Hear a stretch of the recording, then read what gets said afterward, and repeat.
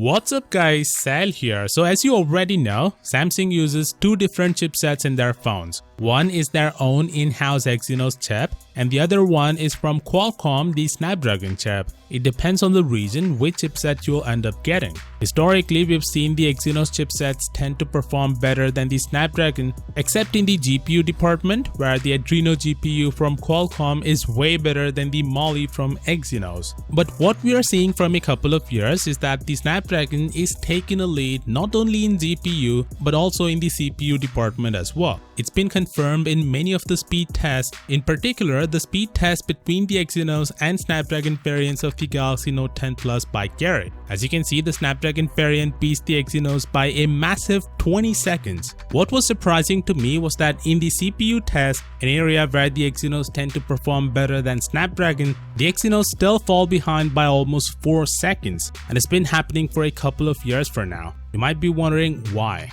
Well, let me explain. I'm not going to talk about the difference in speed in GPU because we all know the Mali GPU from Exynos is inferior to the Adreno. No arguments there. But let's take a look at why Exynos is falling behind in the CPU test as well. The answer lies in the architecture of both of the CPUs. Both the Exynos and Snapdragon uses the same ARMS architecture but uses different CPU configuration. Here's the CPU configuration of the Snapdragon 855 and Exynos 9825 side by side. The Snapdragon 855 features 4 Cortex A76, which are accompanied by 4 Cortex A55 cores. Exynos 9825 on the other hand features 2 custom M4 cores and 2 Cortex A75 cores accompanied by 4 Cortex A55 cores.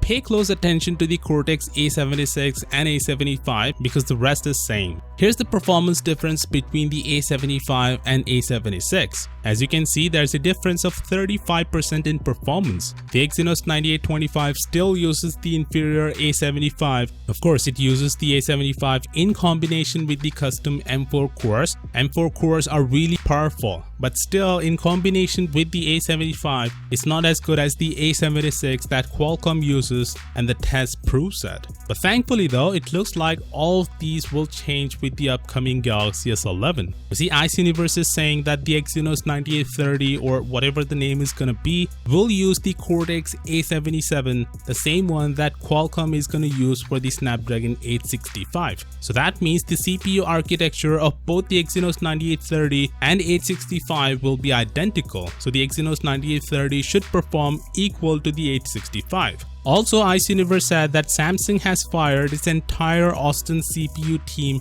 in favor of ARM CPU architecture. In 2010, Samsung founded a design center in Austin called Samsung's Austin R&D Center, where they hired many ex-AMD, ex-Intel, ex-ARM, and various other industry veterans. So firing them would mean Samsung will no longer use custom M4 cores and will directly use ARM's architecture, just like Qualcomm does with their Snapdragon chipsets. So if this is indeed true, because we can't take ICE's words for granted until we hear from Samsung themselves, but if this is true, then there won't be any performance difference between the Exynos and Snapdragon variants, which is good for us consumers. Now, the only thing Samsung needs to do is get rid of the Mali GPU, which will happen by the way, but not with the Galaxy S11. Samsung and AMD made a deal already, but Exynos chips with AMD's Radeon graphics will only come to fruition in 2021. In any case, do let me know what do you think about this, and also consider subscribing for all the latest updates on the Galaxy S11. And as always, I'll see y'all tomorrow.